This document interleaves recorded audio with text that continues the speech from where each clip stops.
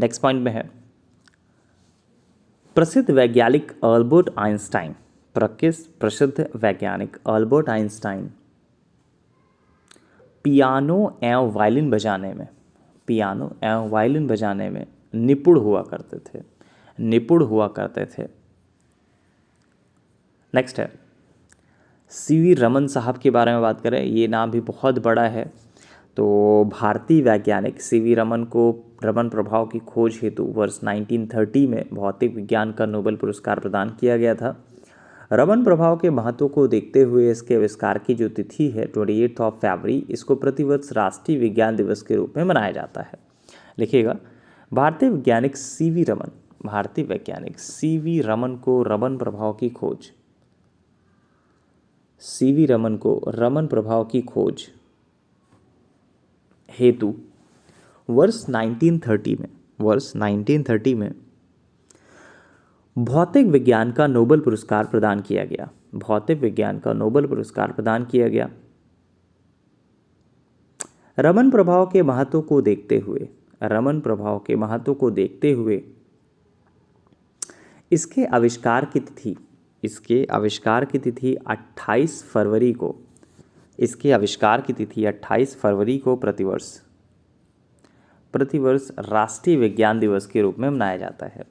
राष्ट्रीय विज्ञान दिवस के रूप में मनाया जाता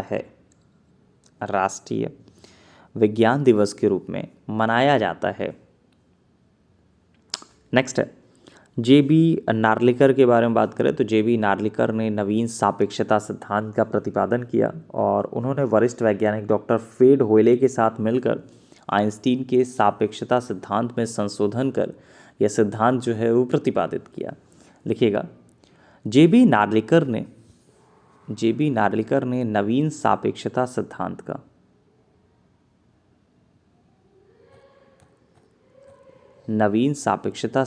का प्रतिपादन किया। उन्होंने वरिष्ठ वैज्ञानिक डॉक्टर फ्रेड होयले के साथ मिलकर आइंस्टीन के सापेक्षता सिद्धांत में संशोधन कर यह सिद्धांत प्रतिपादित किया।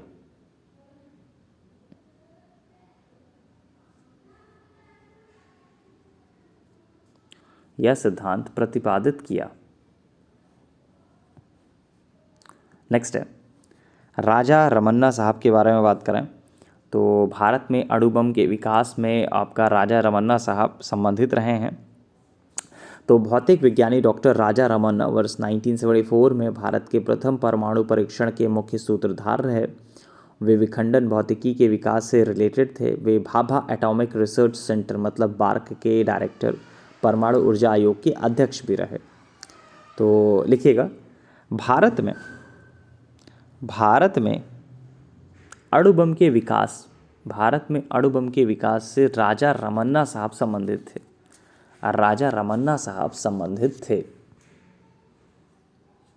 अणु बम के विकास से राजा रमन्ना साहब संबंधित थे। एमएन साहा साहब के बारे में बात करें तो एमएन साहा का महत्वपूर्ण योगदान ऊष्मीय आयनन सिद्धांत प्रतिपादित करना है। और लिखिएगा ऊष्मीय आयनन सिद्धांत एमएन साहा ऊष्मीय आयनन सिद्धांत एमएन साहा की एक महत्वपूर्ण देन है।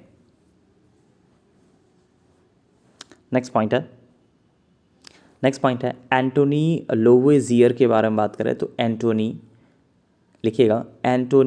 लेवोजियर को आधुनिक रसायन शास्त्र का जनक कहा जाता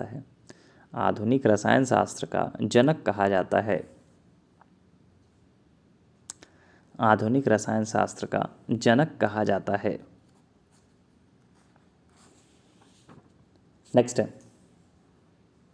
नेक्स्ट पॉइंट में लिखिएगा गॉड पार्टिकल के बारे में बात करें तो हिग्स बोसॉन एक मूल कण है जिसकी प्रथम परिकल्पना वर्ष 1964 में की गई और इसका जो प्रायोगिक सत्यापन है वो 14 मार्च 2013 को किया गया। वैज्ञानिक समुदाय के बाहर और मीडिया द्वारा अक्सर इस कण को ईश्वरीय कण या फिर गॉड पार्टिकल उपनाम से संदर्भित किया जाता है। हिग्स बोसान कण की खोज करने वाले वैज्ञानिकों की जोड़ी ब्रिटेन के पीटर हिग्स थे और बेल्जियम के फ्रांसवा एंगलर्ड थे। इनको भौतिकी का नोबेल पुरस्कार भी दिया गया था, 2013 की बात है। लिखिएगा, बहुचर्चित गॉड पार्टिकल, बहुचर्चित गॉड पार्टिकल, बहुचर्चित गॉड पार्टिकल हिग्स बोसॉन है, हिग्स बोसॉन है। नेक्स्ट है हारोलॉजी के बारे में बात करें तो हारोलॉजी के अंतर्गत समय मापन का अध्ययन किया जाता है। लिखिएगा, हारोलॉजी के अंतर्गत समय मापन का अध्ययन किया जाता है, समय मापन का अध्ययन किया जाता है। नेक्स्ट है, नेक्स्ट पॉइंट में लिखिएगा, राष्ट्रीय रासायनिक प्रयोगशाला के बारे में बात करें तो राष्ट्रीय रासायनिक प्रयोगशाला जो है पुणे में अवस्थित है। राष्ट्रीय रासायनिक प्रयोगशाला पुणे में अवस्थित है, पुणे में अवस्थित है, पुणे में अवस्थित है। नेक्स्ट पॉइंट है, नेक्स्ट पॉइंट में लिखिएगा,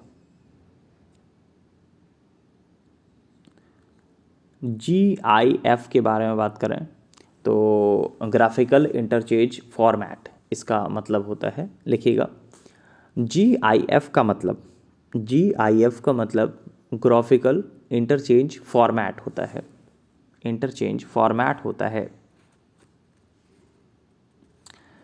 नेक्स्ट है, श्याम विवर के बारे में बात करें तो श्याम विवर या ब्लैक होल एक अत्यधिक घनत्व तथा द्रव्यमान वाले ऐसे पिंड होते हैं जिनका गुरुत्वाकर्षण इतना प्रबल होता है कि उससे प्रकाश किरणों का भी बच पाना असंभव होता है।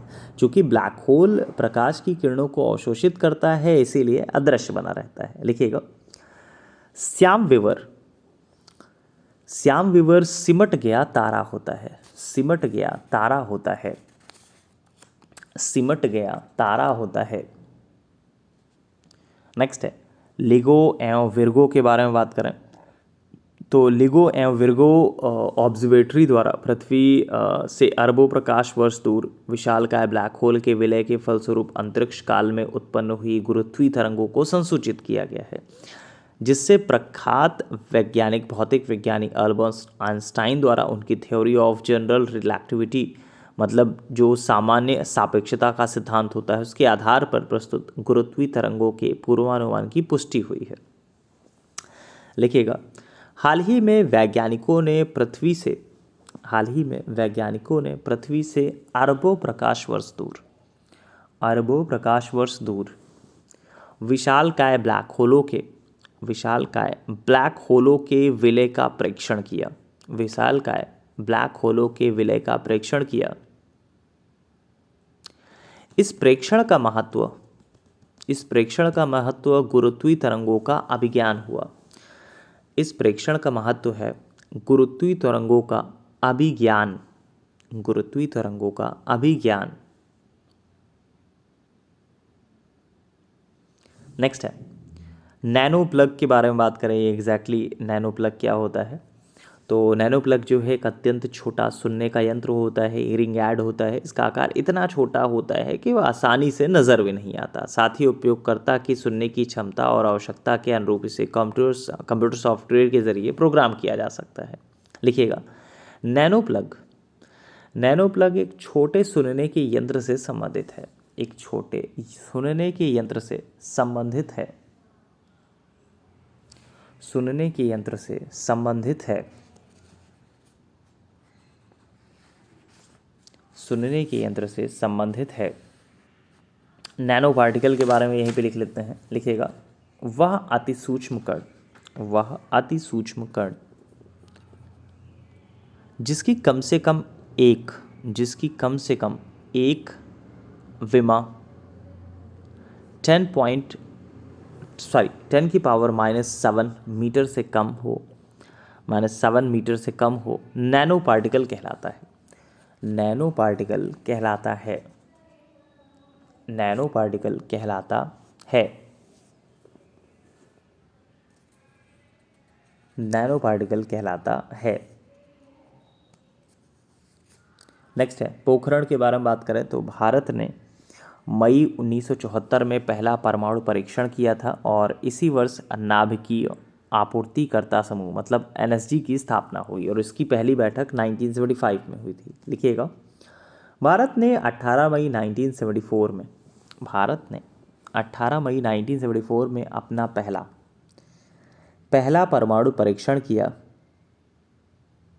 परमाणु परीक्षण किया और इसी वर्ष नाभिकीय आपूर्तिकर्ता समूह की स्थापना हुई थी।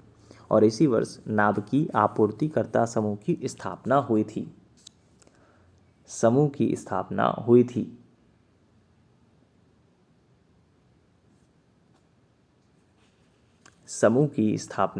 हुई थी।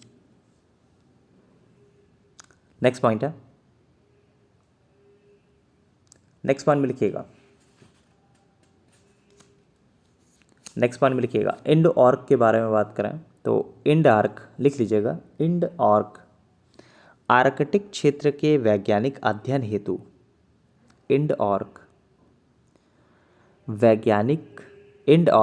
आर्कटिक क्षेत्र के वैज्ञानिक अध्ययन हेतु भारत की बहुसेंसर अंतर्जलीय वेधशाला